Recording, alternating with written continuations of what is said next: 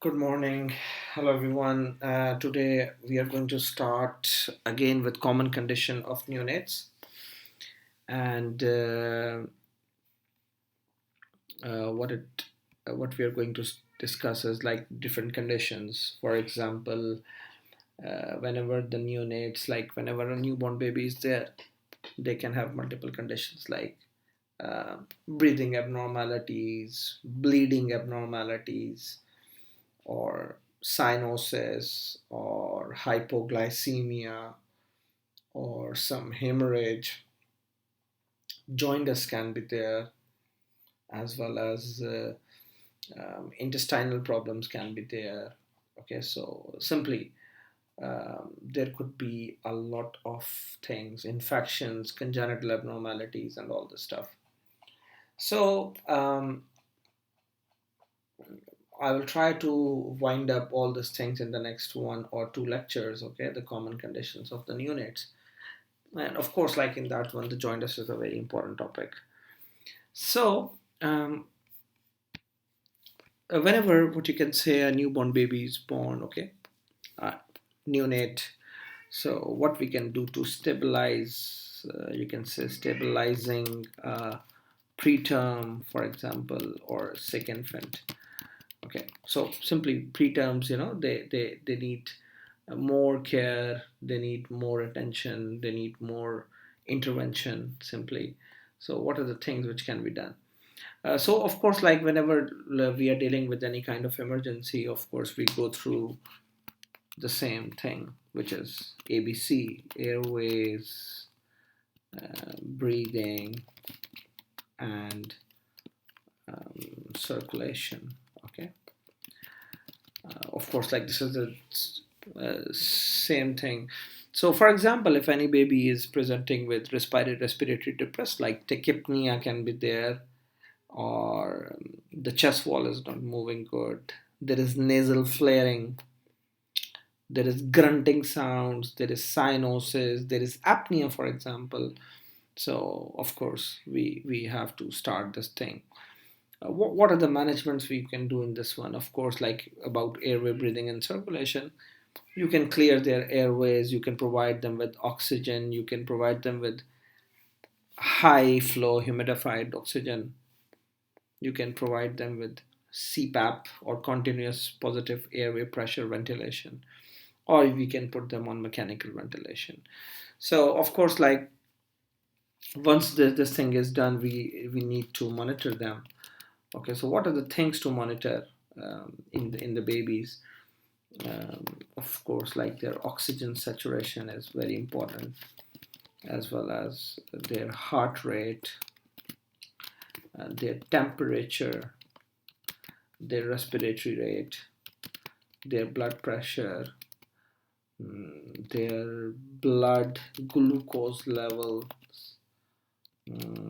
their blood gases, and yes, their weight is very important. So of course we keep on monitor them. Sometimes um, one of the risks is hypothermia. Okay, or you can say temperature control. How we can control the temperature in these babies?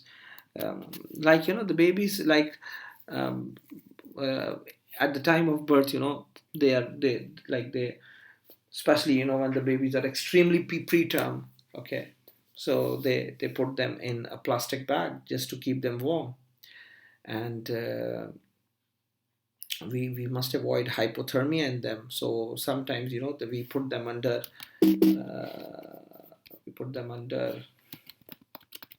radiant warmer. Okay, or yes, incubator. I think like many of you have seen incubators, like, right? So we can humidified ventilator. Sorry, not incubators can be. We can put them that. Simply that the target is to avoid hypothermia. Okay, which could be dangerous for them. We pass them lines. Okay, we maintain like you can say venous and arterial lines. Okay, of course, like we have to give them sometimes antibiotics, we have to give them certain drugs, we have to give them intravenous fluids. Okay, like many of the times, they put umbilical venous catheter. So simply easy to access, and at the time of resuscitation, for example, if you want to go give some fluids or um, medications, of course it's easy to give through them. Okay, and arterial lines are basically maintained to check for the ABGs, arterial blood gases. Okay, or sometimes if you want to monitor their blood pressure, direct monitoring.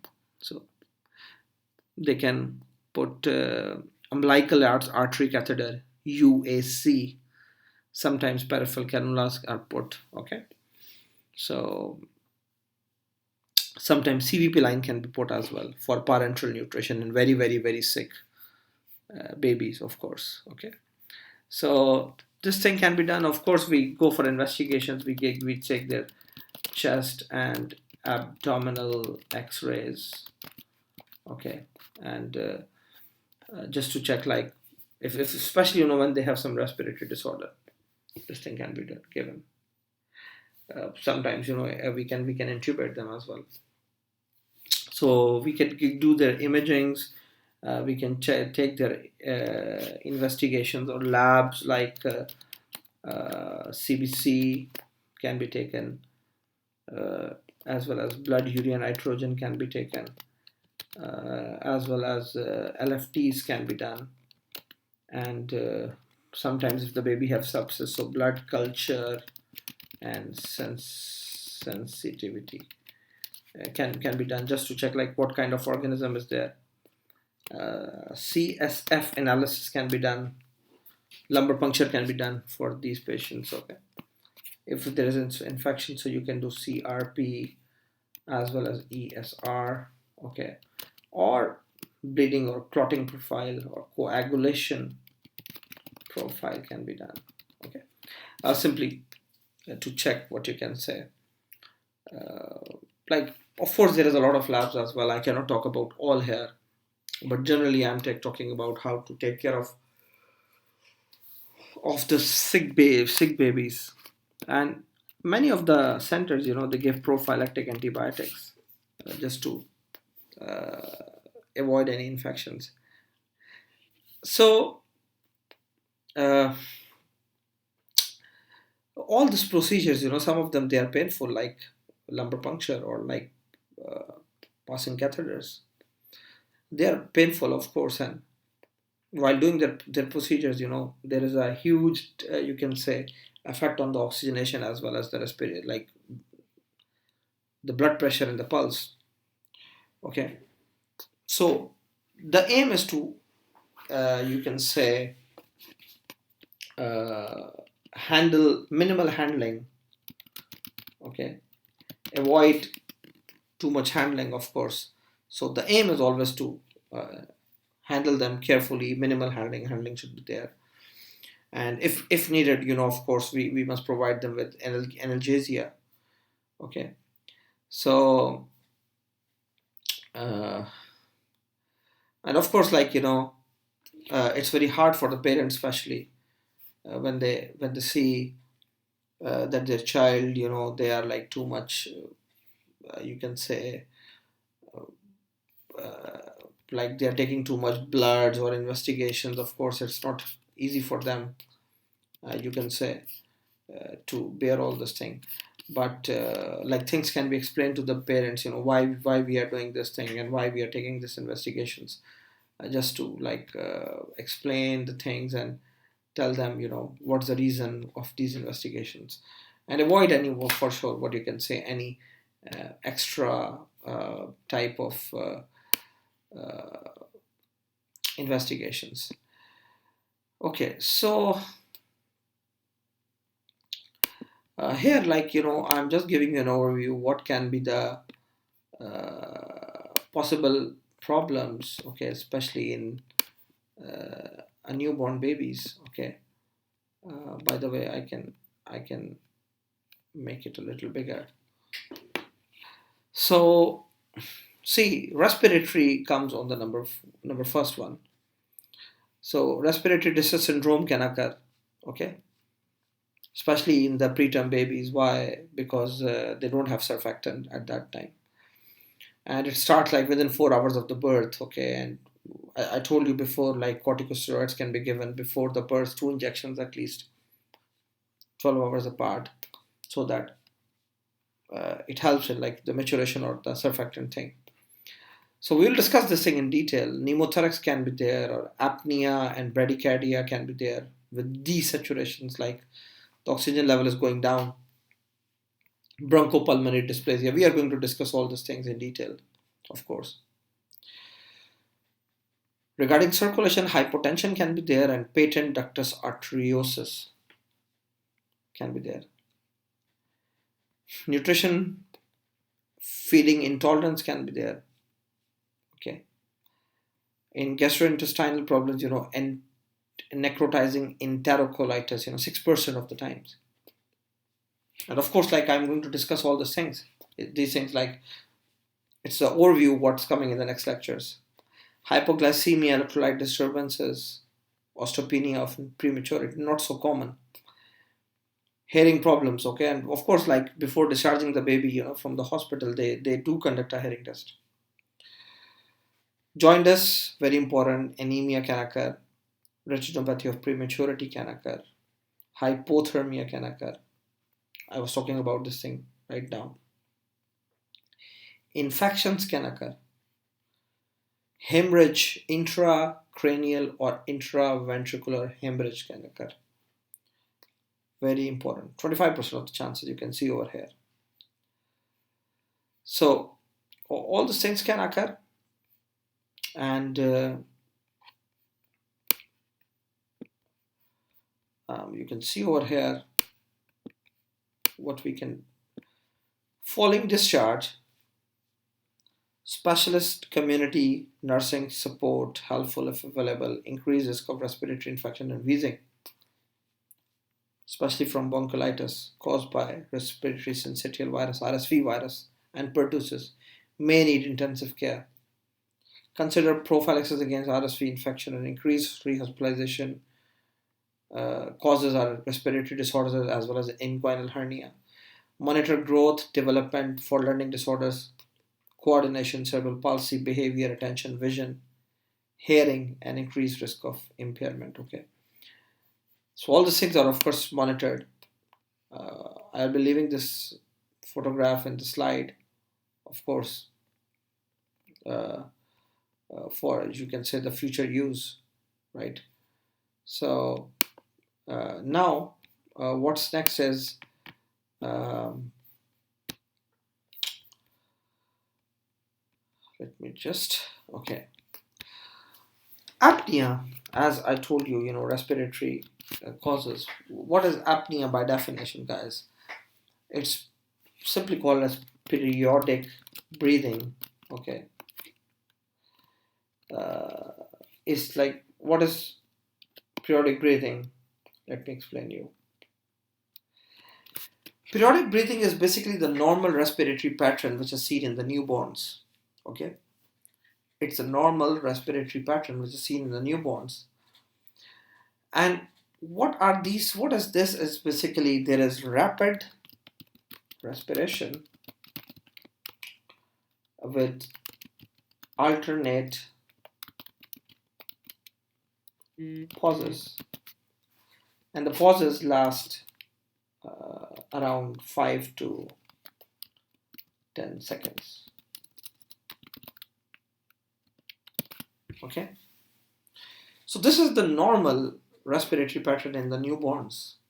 Okay, so how, I'm talking about periodic breathing. So what is apnea now? Apnea, as you know, when there's A, so it is absence. Okay, I will write over here. Apnea is simply, if I will describe apnea, for example, here, it's absence of, you can say, respiratory gas flow for greater than 20 seconds. Now, why this 20 seconds is important? Because there is pauses for 5 to 10 seconds in normal breathing. Okay, so this one is normal. Okay, this is the normal pattern, which is rapid respiration with alternate pauses. Okay, and apnea is when the absence is for more than 20 seconds. Okay, so what happened in 20 seconds? Because there is absence, so the heart go into bradycardia, and there is bradycardia with desaturation. What is desaturation? Like the oxygen level in the blood will go down. Okay, there are three types of apnea. Three types are there. One is central. One is obstructive, and the third one is mixed. Okay. So what is central? What is in the center? Chest wall. So basically, these are those when there is no chest wall movement. Okay. And of course, there is no signs of obstruction in this one, but simply there is no chest wall movement. Obstructive is simply when there is obstruction in the upper airways. Okay, so simply when there is obstruction in the upper airways, so what will happen? Basically, there is no airflow. And mix is basically combination of both. Okay, combination of both. Combination of central as well as the obstructive one. Okay, so now what are the causes of this thing, guys? Why there is apnea? So we must know the causes. Okay. Of course, like if there is apnea, so we must find out what are the causes and why the baby is going into apnea. So the causes can be simply can be remembered by, of course, there is a number of causes. Like there can be sinus problems, central nervous system problems. There can be apnea of prematurity, for example. Especially, when the baby is less than 34 weeks, they have apnea of preborn. What is apnea of apnea of prematurity? It's basically combination of CNS immaturity, like their CNS is not mature, and their upper airways is not mature as well. So there is CNS immaturity, there is upper airways are not mature, so there's obstruction. So it's a combination of CNS immaturity with obstruction. And it usually resolves by 36 weeks of gestational age. Why? Because, most of the time it occurs in babies less than 34 weeks. Okay, and it is a diagnosis of exclusion. Seizures can be one of the cause.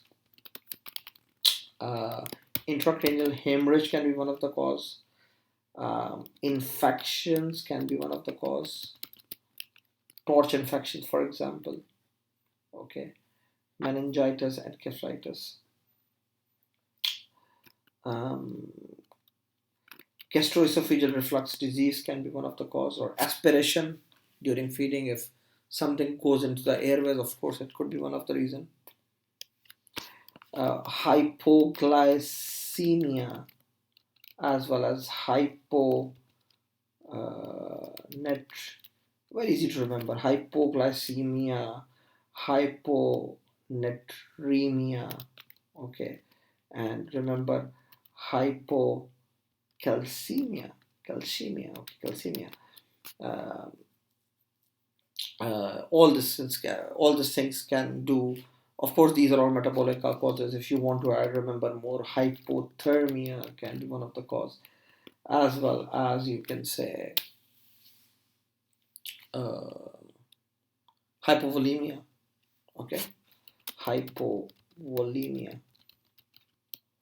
So all these things can cause apnea. Okay, heart defects can be the cause of apnea, as well as, last but not least, medications, guys. And what medications? I told you many times now, it should be on your fingertips.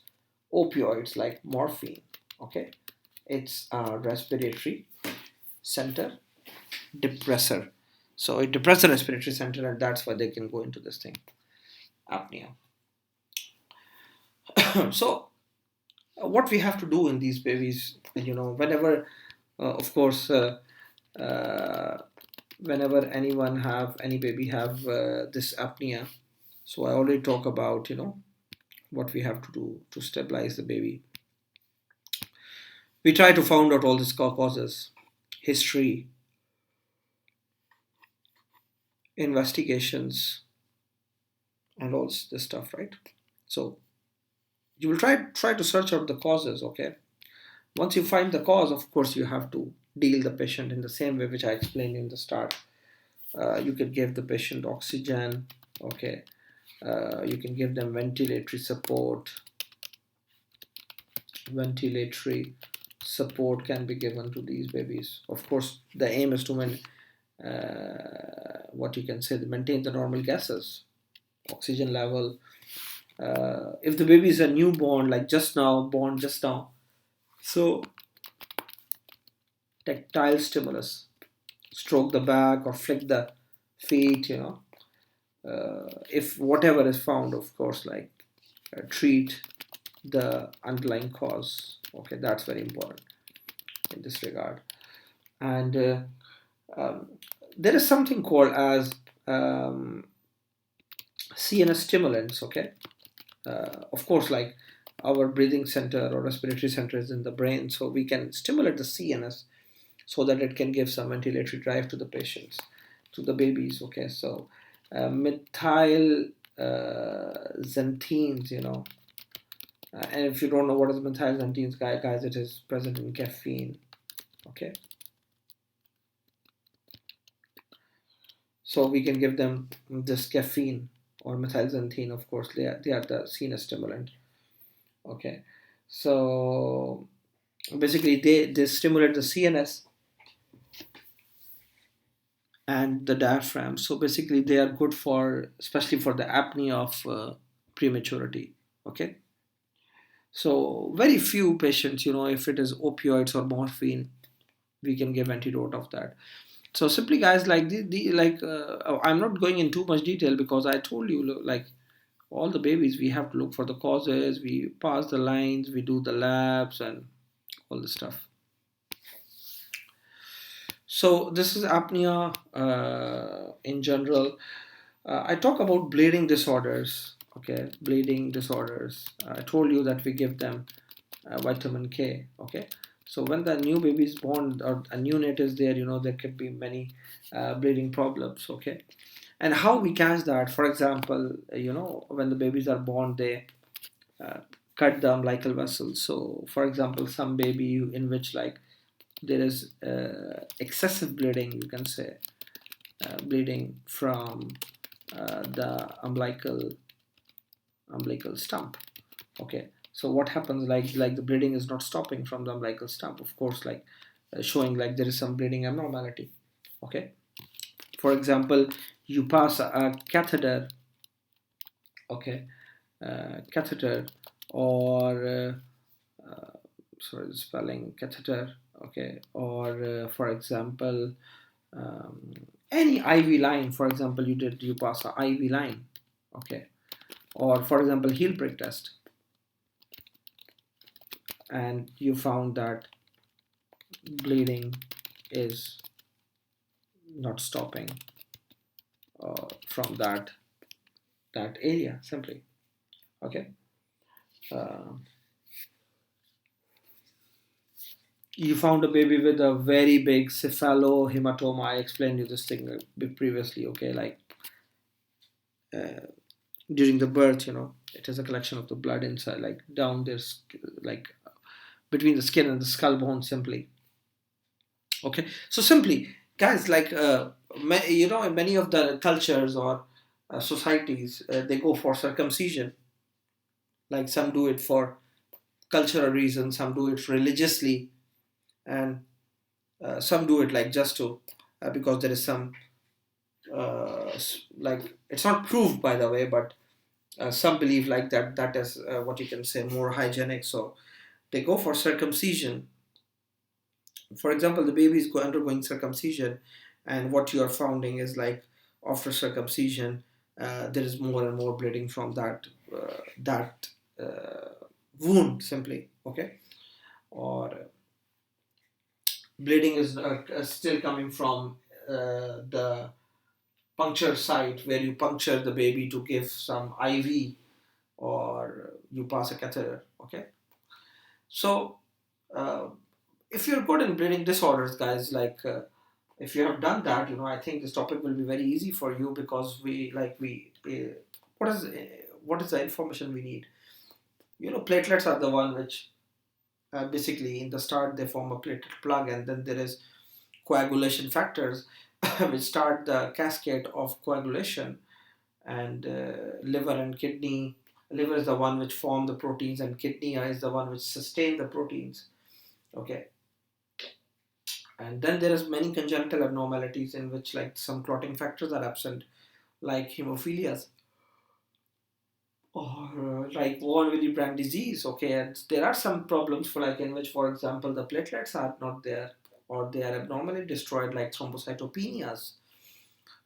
So there is like multiple conditions which are there. Okay, and which we look for in the patients when we uh, when we try to find out the cause of the thing, like why the baby is still bleeding. So talking more on this, like going in more detail for this thing, I would like to talk about etiology, right? What can be what is the etiology of this thing, the bleeding? Okay, so in etiology, like the etiology can be divided into four major categories. Uh, in this one, for example, um, the four major categories in etiologies: etiology. Okay. In etiology, the first one is, for example, when there is platelet destruction or increased platelet destruction. For example, if the mother have ITP, what is ITP? Immune thrombocytopenic purpura. What is that? Like, due to immunity, there is like the platelets, they are destroyed too much. Okay. For example, in case of infection or sepsis in the babies, there is increased platelet destruction. Okay. Or I must include increased as well, of course, because platelets are destroyed in the body normally. But in some of the cases, when the destroy is more than normal, of course, there will be thrombocytopenia. One of the conditions is called as neonatal alloimmune thrombocytopenia. Neonatal alloimmune thrombocytopenia. Of course, like it occurs when the mother is negative and the fetus is positive blood group. Okay, and like what happens, like the maternal IgG auto antibodies, they are formed, and they started destroying the fetal platelets. Okay, or any kind of autoimmune thrombocytopenia can be there. Okay, so simply increased platelet destruction can be there in that one. Maternal ITP, I gave you example. It could be infection or sepsis, you can say. It could be neonatal alloimmune thrombocytopenia, or it could be autoimmune thrombocytopenia. Okay. The other category is, see, one is increased platelet destruction. The other one can be, decreased platelets formation. Okay. Of course, like in this one, the formation of is for example damaged pancytopenia. or Fanconi's anemia, for example, in which like all the cell lines are depressed. Okay, some baby in which the bone marrow is not working, or for example trisomy 13 and 18 are also related with this condition. Okay, then could be metabolic reasons. Okay, for example, congenital thyrotoxicosis or any inborn or error of metabolism, it can lead to this thing. And one of the etiology is coagulation disorders. For example, I think like many of you know what is hemophilias. Okay, and if you don't know, I think when you're studying clinical medicine, so you must know the basics. So hemolytic disease of newborn, I talk about this thing before as well. So now, just to spend a little time more on these things, what is neonatal alloimmune thrombocytopenia? As the name shows, it's alloimmune, not autoimmune. It's thrombocytopenia, the platelets are decreased. And as I told you, there is a disease called as RH, disease of newborn, in which like there is incompatibility in the blood group, and this is like you can say a sister of that disease or brother of that disease.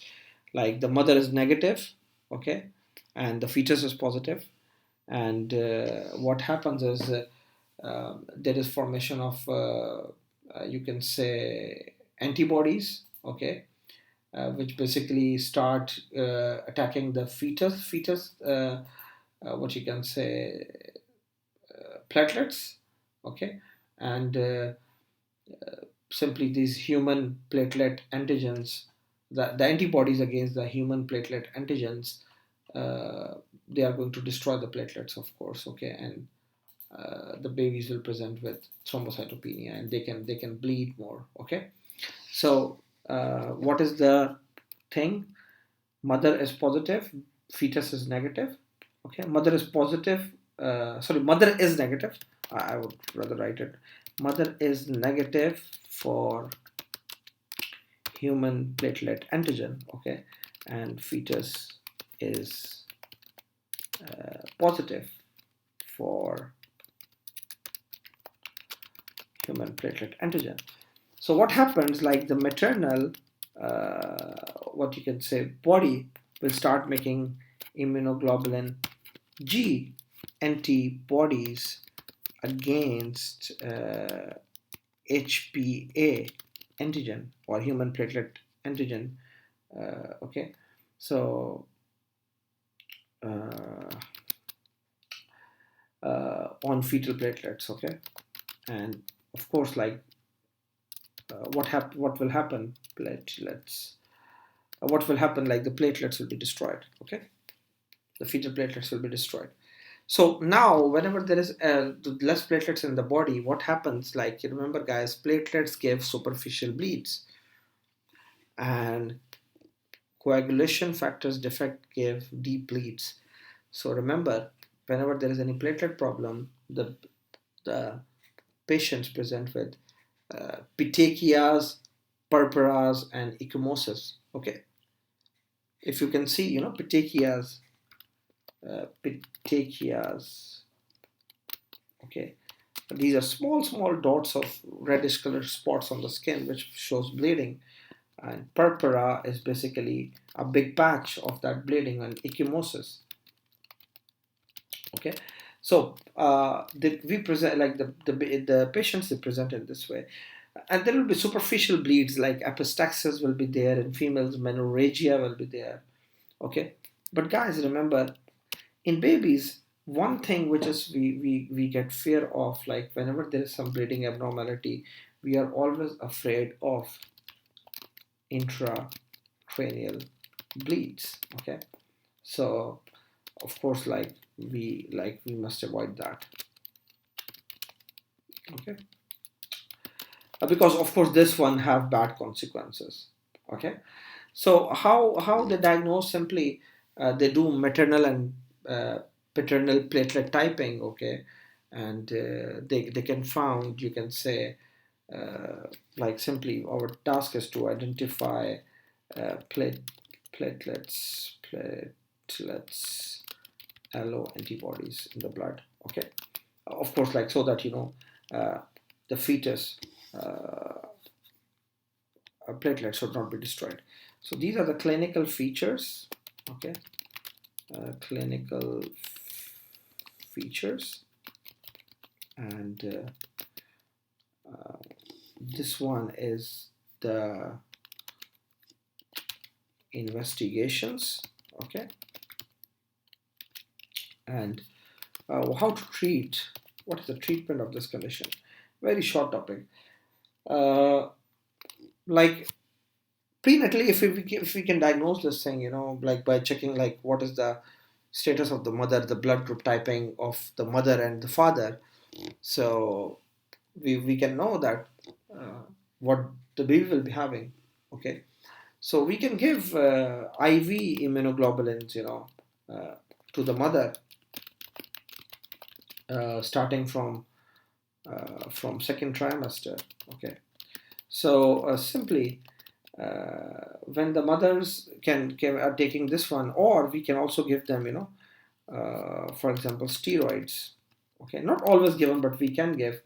Okay, uh, uh, of course, when we can give this, it is going to decrease the chances of developing this kind of condition. Or we can also treat the neonate if the condition is developed already with, like, of course, like after the birth we can give them IV immunoglobulins. Okay, uh, simply, guys, if the baby is actively bleeding and we have to stop the bleeding, so in that case, of course, uh, we have to transfuse them. Okay, and transfusion should be done with washed maternal platelets. Okay, or simply we can take the platelets from anyone who is a donor. Okay, from donors, but of course we must wash them. Okay, or we should give them negative platelets, simply so that this condition should not be exaggerated. Okay, one of the thing which I was talking about is ITP, right? Like this one, autoimmune thrombocytopenia, simply. Uh, there is antibodies, in the, you can say, uh, in the body. Okay, like most of the time, the mothers who have SLE, again in rheumatology, I'm going to teach you that is systemic lupus erythematosus. So there is formation of many autoantibodies. So one of the antibody can be directed against the platelets, and what it this antibodies do, like it started destroying the platelets, and due to this antiplatelet antibodies, um, like which the mother have, by the way, basically these antibodies can cross the placenta and enter into the um, baby. Okay, and once, like where they are inside the fetus, so it will start destroying the platelets. So how what will be the picture of the newborn? See, in this one, the platelets is destroyed. It is thrombocytopenia. In ITP, or in autoimmune thrombocytopenia, there is thrombocytopenia. So the clinical picture will remain same. Okay, clinical picture will remain same. But in that case, you can say, like in immune or autoimmune thrombocytopenia, what happens is, there is what in this one, there is antibodies against what, against the platelets, right? And from where these antibodies come from, the mother is having certain condition like SLE, and or the mother have ITP, for example, immune thrombocytopenic purpura. So these antibodies cross the placenta, enter the baby. The clinical presentation will be same. So see, we have to suppress, or we have to decrease the antibodies. So what we can do, how to treat this, is by giving steroids to the mother, okay, at least 10 to 14 days prior to delivery, okay, we can give this thing. Of course, the steroids are going to decrease the level of antibodies in the blood, and less chances that the baby can develop this condition, okay. Or we can also give IV immunoglobulins to mother before delivery. But if the neonate or if the newborn have developed this condition, then of course IV immunoglobulins to the neonate, okay. And again the same story, transfusion, I told you already, transfusion if there is bleeding, okay. um, so transfusion of infant with maternal or donor platelets only in severe cases if it is bleeding, okay. And why we don't give more platelets transfusion, guys, because they have antibodies in the body.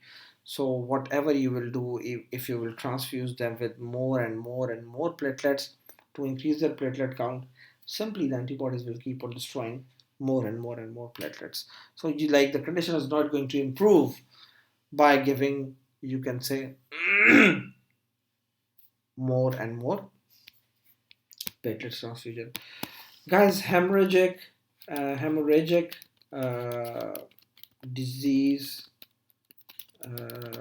of newborn is simply very easy. I talk about that thing, what is the reason? It is caused by vitamin K deficiency, okay, in the newborn, and that's why we give vitamin K injection right after birth. So if you know that what are the uh, clotting factors which are what you can say um, which are dependent on vitamin K can be remembered by 1972 Soviet and Canada war. So this is a mnemonic which is very commonly used. So what is 1972 is basically I'm talking about 1972, but basically remember it's Canada and Soviet war. Okay, so basically it should be like this. 1972 is like 1 is basically 10. So 10 as well as clotting factor 9 as well as clotting factor 7 as well as clotting factor 2. They are all vitamin K dependent. Okay, and now the important thing here to understand is what there is an anticoagulant drug, for example, warfarin, okay,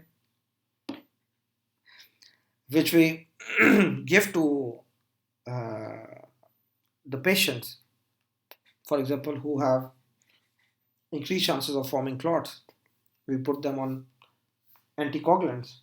One of the drugs is called as warfarin. Okay, so 1972 Canada and Soviet war. So remember warfarin from war. So warfarin basically block this thing. So warfarin basically decrease all these factors. Okay, so vitamin K is deficient in the newborn babies, and when vitamin K is deficient in newborn babies, they cannot make properly factor 9, factor 10, factor 7, factor 2. So they are at increased risk of bleeding.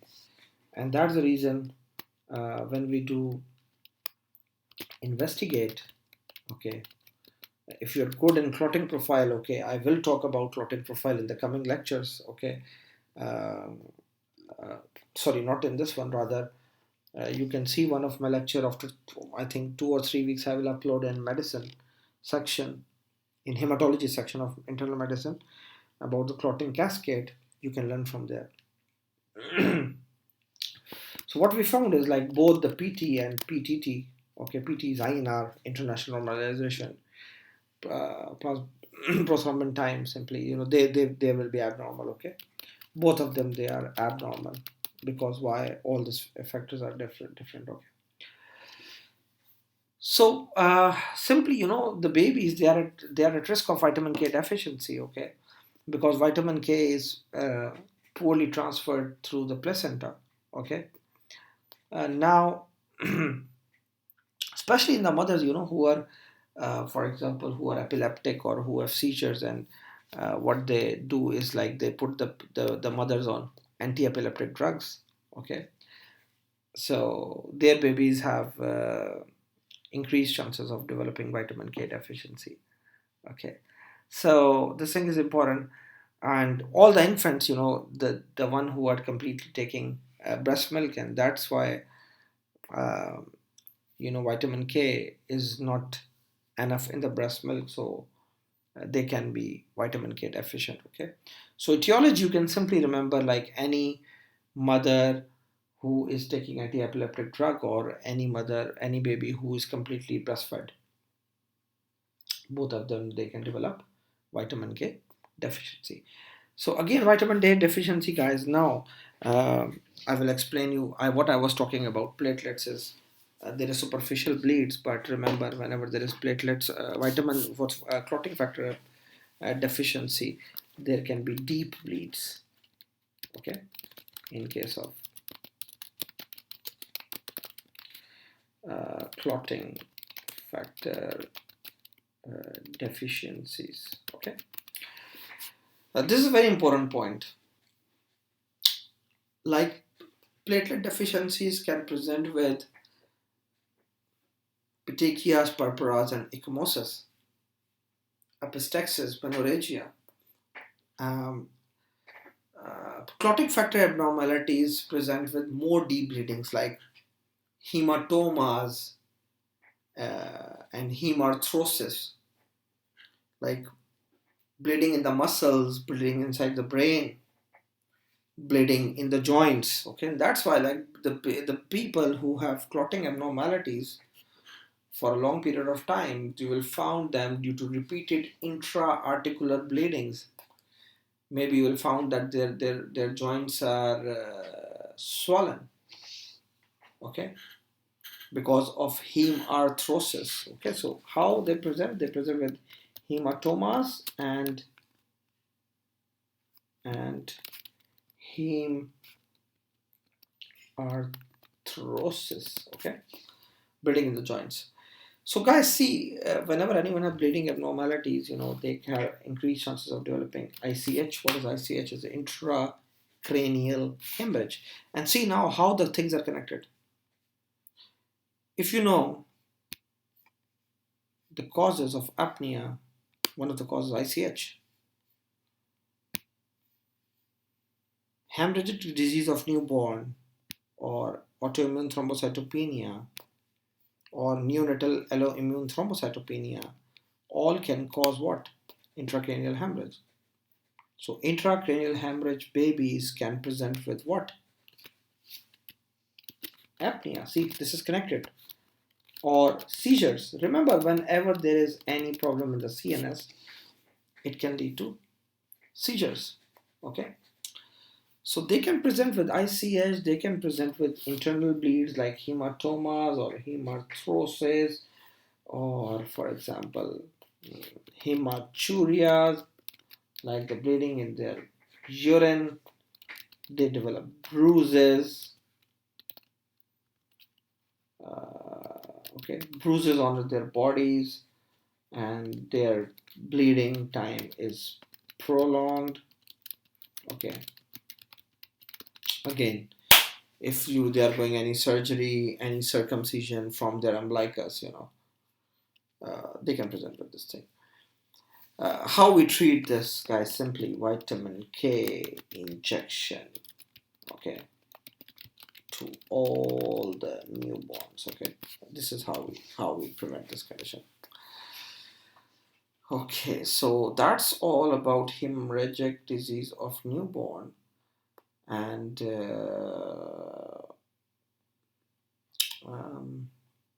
what we can study. Okay, so we can, because we are discussing this hemorrhagic disease. So we can do one more topic called as intraventricular hemorrhage. Okay. Now see this one. Intraventricular, you know, the ventricles, like inside our brain, there is two lateral ventricles. One is third ventricle and one is fourth ventricle.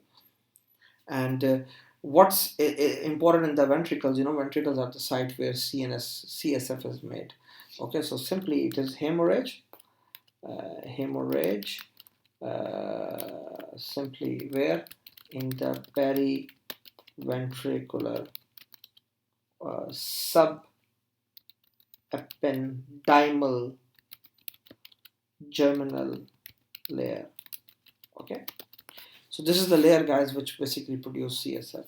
Okay, now remember, prematurity is the risk factor. What it means: a baby who's born at 37 weeks has less chances. A baby who's born at 36 weeks, more chances. 35 weeks, more. 34 weeks, even more. Maybe 30 weeks, like very high chances. Okay, and 50% of the cases, or the bleeds, 50% of the bleeds basically occur within 8 hours of birth. Okay, and 90% of cases occurs in 72 hours. Okay, so what it means, like whenever a premature baby is born, there are higher chances that there will be a IVH or intraventricular hemorrhage within the first 8 hours. But if a premature baby doesn't have intraventricular hemorrhage for the first 3 days of life, so that the chances are very low that they are going to get. Okay, so prematurity is a risk factor, especially those who are less than 32 weeks. Low body weight is the risk factor, especially when the weight is less than 1500 grams or 1.5 kilogram. Any baby who needs intense resuscitation after birth. Okay, higher chances. Okay, any baby who have coagulopathy. See, now this is connected again. Respiratory distress syndrome. See, everything is connected, you know. Or you can say any baby who is like ventilated. Okay, all these are risk factors. These all are risk factors. Okay, so we can make it red color simply. These are the risk factors. Okay, guys, now see, whenever there is intracranial hemorrhage, intraventricular hemorrhage, you know, most of the babies, they remain asymptomatic. Most of the babies, they remain asymptomatic. Okay, because the signs are very subtle. Okay, the signs are very subtle. Why?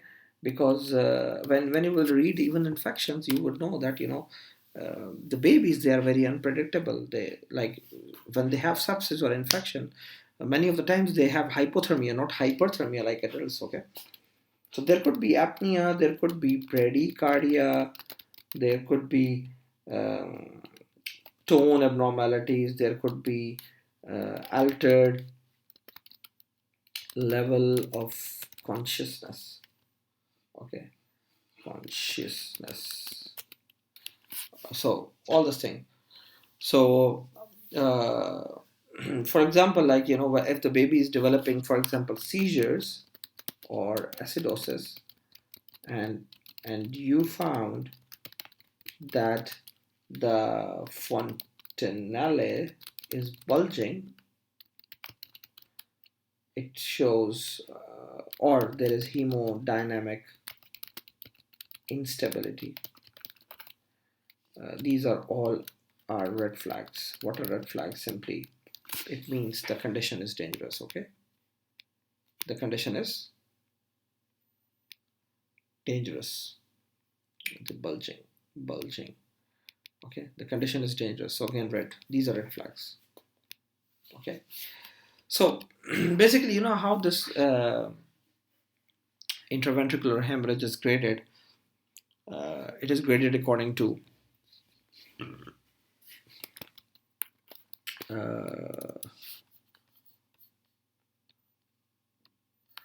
grade 1 is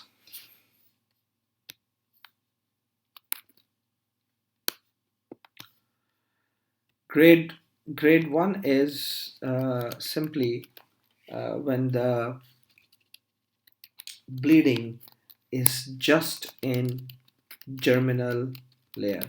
Okay, this is grade 1. Then grade 2 is when the bleeding is in the germinal matrix. Okay, of course, germinal matrix, but without ventricular dilatation. Okay, grade 3, when there is ventricular dilatation, and grade 4 is simply intraventricular hemorrhage with parenchymal extension. What it means, see, bleeding is just in the germinal layer, no problem, it's grade 1. Now the bleeding is not just in germinal layer, but it is in the ventricle. But when you did investigation, you found that the ventricle is not dilated, grade 2. But when you did ultrasonography, you found that the ventricle is dilated, it's grade 3. And when you found that now the bleeding is going inside the brain matter, brain tissue, it is grade 4. Okay. Now, guys, simply we are going to discuss the last thing about this one. The important thing about this one is what? I told you the classification. Okay. I told you the classification about this condition. And now I'm going to talk about what are the investigations we can do. Basically, you know, what they do in the hospitals, like any baby who is born immaturely, okay, especially less than 32 weeks, or when the body weight is less than 1.5 kilograms or 1500 milligram, they admit them in neonatal ICU. And what you can say, what they do, like they do routine or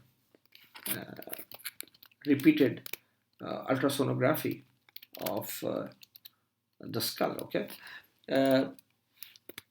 see, when your skull bones are fused like in adults, we cannot do ultrasonography because ultrasonography works on the sound waves. Okay, so our bones stop those sound waves, so we cannot do ultrasonography now in adults. But babies anterior and posterior fontanelle are not fused, so we can do ultrasonography, okay, in them, and they can see like if there is any intraventricular hemorrhages going on or not. So if whenever they found like the intracranial hemorrhage, you know, they basically give supportive treatment only. Of course, we cannot do some intervention. For example, if there is any blood pressure drop, hypotension, or hemodynamic instability, we can deal with that. Lactic acidosis or any acid-base abnormalities, electrolyte abnormalities, we can deal with that, okay? And they keep on doing serial ultrasonographies, okay, just to see how it is going on. And of course, like nothing much can be done for these patients, okay? And the outcome of this depends on what? On the grade, okay?